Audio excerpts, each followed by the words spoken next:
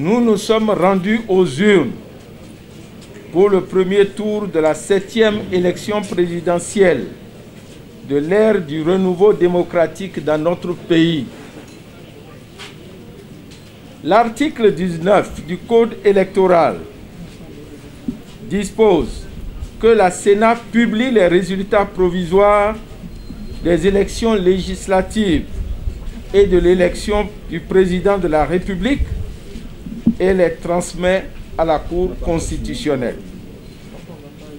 C'est donc en vertu de cette obligation légale qu'après compilation par la plénière des résultats transmis par les coordonnateurs d'arrondissement et les coordonnateurs extérieurs, la Sénat rend public ce jour, mardi 13 avril 2021, les résultats du premier tour de l'élection présidentielle du 11 avril. Mais avant de donner lecture de la décision sanctionnant cette élection, il nous paraît utile, par souci de transparence, de porter à la connaissance de tous la méthodologie suivie dans le processus de calcul de ces résultats.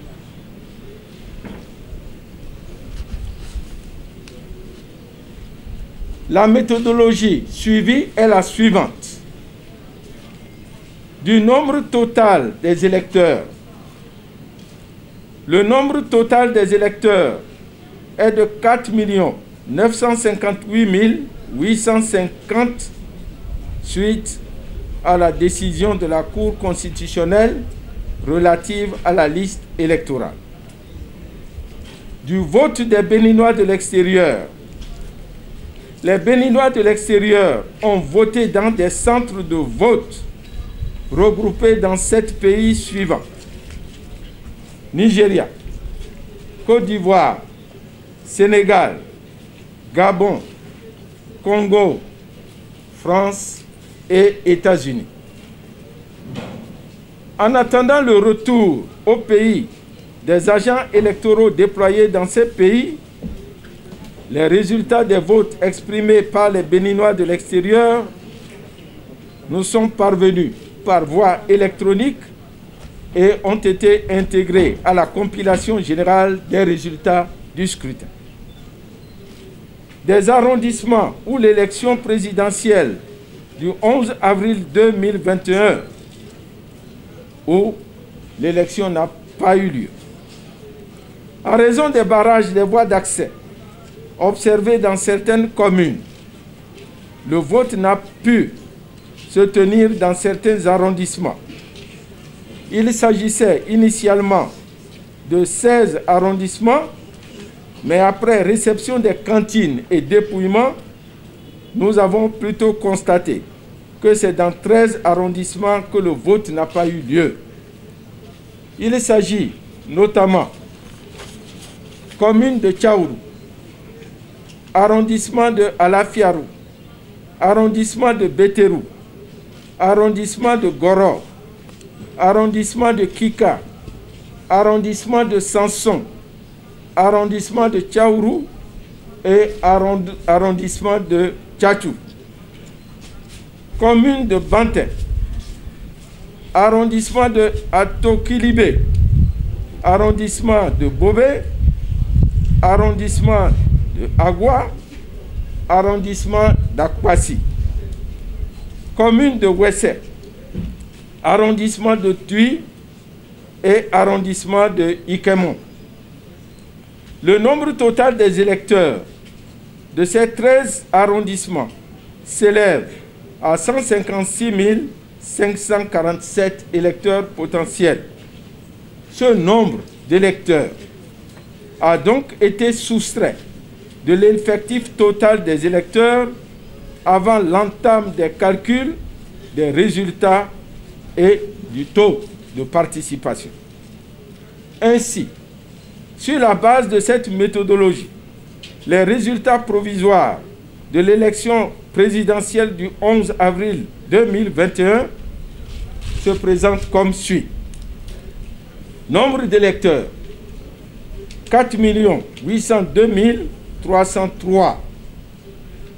Nombre de votants, 2 409 409. Taux de participation, 50,17%. Bulletin nul, 111 008. Suffrages valablement exprimés, 2 298 401. Suffrages obtenus par les duos de candidats. 1. Corentin Apouin-Koué et Irénée Josias Agossa. Suffrages obtenus 53 957. Pourcentage 0,35%. 0,35%. 2. Alassane Soumanou et Paul Humpé. 259 612 suffrages obtenus, soit 11,29%. 3.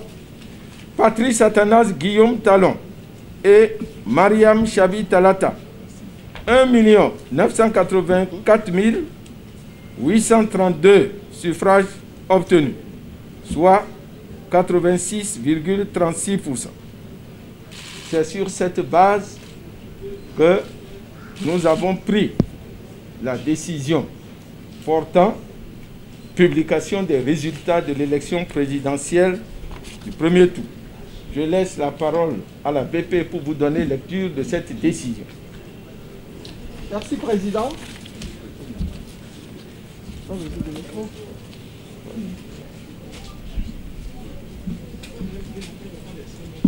Décision numéro 077 du 13 avril 2021 portant publication des résultats provisoires de l'élection présidentielle du 11 avril 2021.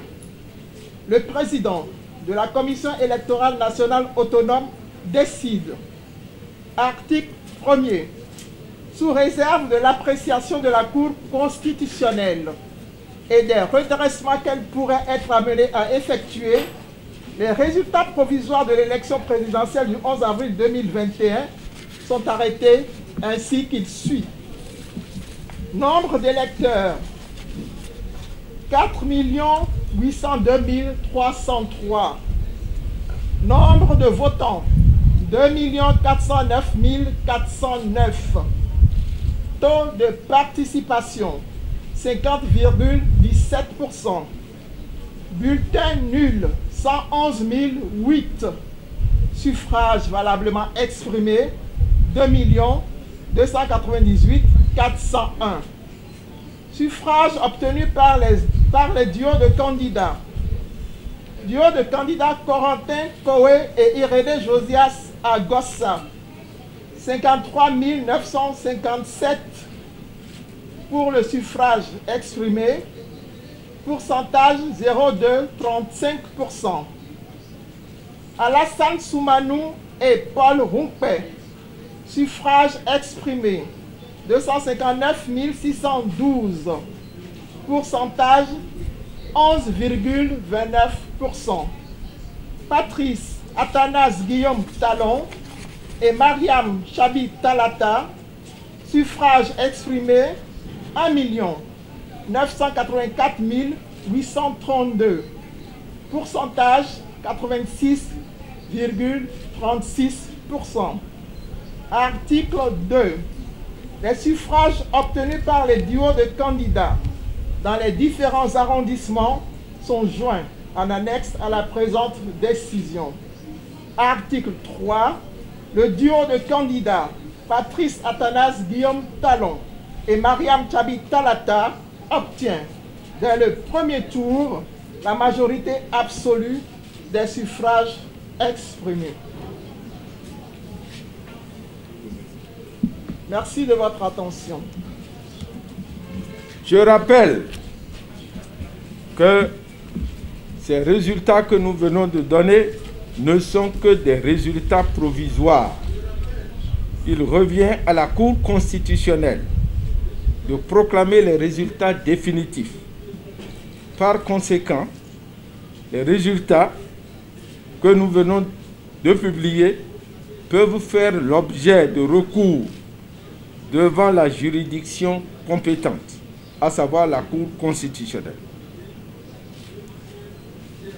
Il circule sur les réseaux sociaux une estimation donnée par une plateforme des OSC et portant sur un taux de participation de 26%.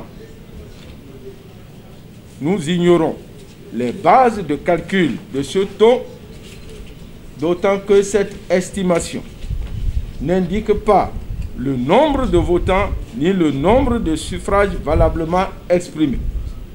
Et nous savons par ailleurs que cette plateforme ne dispose pas des résultats transmis par les coordonnateurs d'arrondissement. Il serait souhaitable, dans ces conditions, que les chiffres dont nous disposons soient confrontés à ceux de la plateforme pour lever tout équivoque pouvant semer le doute dans les esprits. Nous avons aussi noté qu'il circule sur les mêmes réseaux sociaux des images et des audios relatifs à des fraudes et à des bourrages d'urnes. Compte tenu de la gravité de ces faits, la Sénat a déjà pris des initiatives au fin de mener des enquêtes approfondies pour savoir où ces faits se sont produits et quels en sont les auteurs. C'est pourquoi, dans un souci de transparence, nous demandons à toute personne pouvant contribuer à élucider les auteurs de ces faits, eh bien, que cette personne puisse fournir des informations à la Sénat ou à la Cour constitutionnelle ou encore devant toute juridiction compétente. Au terme du processus électoral dont nous venons de publier les résultats provisoires, je voudrais d'abord adresser mes félicitations à l'ensemble du peuple béninois pour son attachement à la paix et pour son esprit de tolérance. Car sans cet esprit de paix et sans cet esprit de tolérance, la Sénat n'aurait pas pu organiser les élections, comme vous le savez. Je voudrais aussi remercier le chef de l'État et son gouvernement, ainsi que toutes les institutions de la République pour leur implication et leur assistance dans la conduite du processus électoral.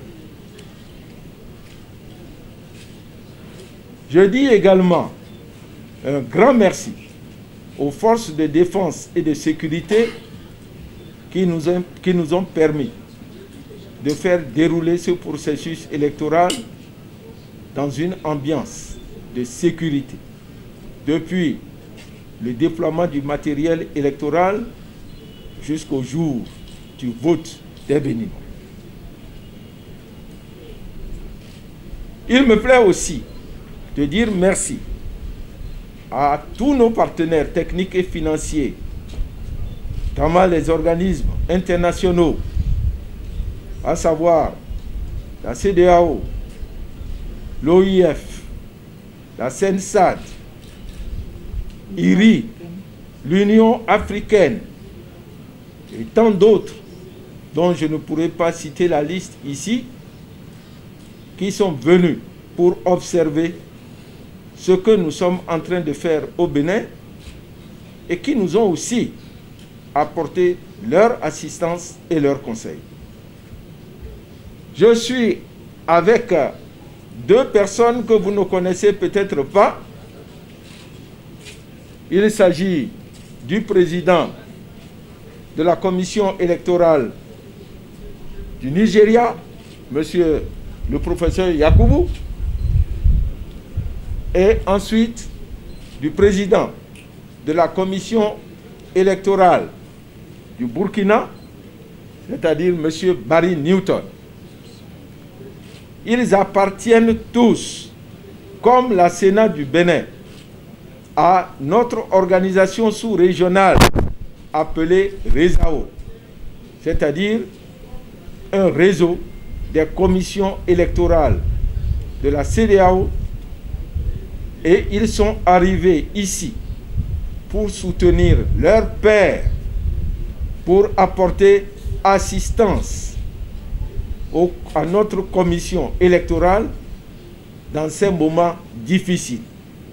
Et comme je l'ai déjà dit, lorsque vous êtes dans une situation difficile et que vous avez à côté de vous des pères, des gens qui sont de la même famille que vous, eh bien, vous avez beaucoup de courage et c'est pour ça qu'ils sont à nos côtés et je voudrais leur dire merci au nom de mes collègues commissaires. Bien entendu, je ne saurais oublier les professionnels des médias que vous êtes. Vous nous avez suivis depuis le déclenchement du processus électoral. Et je sais que la tâche n'a pas été souvent facile pour vous. Beaucoup ont consenti des sacrifices importants pour être toujours présents afin d'avoir les informations qu'il fallait. Je ne veux pas et ne saurais pas oublier mes collègues commissaires qui sont autour de moi et également les cadres de la Sénat. Ils ont déployé beaucoup d'efforts dans leur bureau, sur le terrain, dans des conditions parfois difficiles pour que ce processus électoral aboutisse.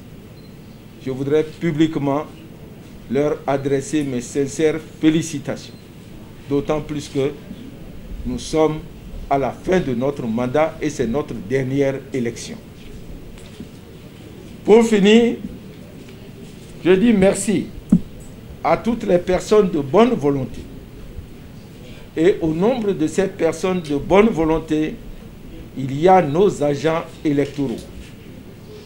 Les agents électoraux que sont les coordonnateurs d'arrondissement, leurs assistants et surtout les membres des postes de vote qui, sur le terrain, ont organisé cette élection. À ces coordonnateurs d'arrondissement, au plan interne, il faut ajouter les collaborateurs, les coordonnateurs extérieurs que nous avons envoyés en mission. Il y en a parfois qui n'ont jamais été dans ces pays, mais ils se sont offerts volontaires pour la cause de la République. Je voudrais les saluer et leur dire merci. Merci au peuple béninois, merci à tout le monde. Je vous remercie.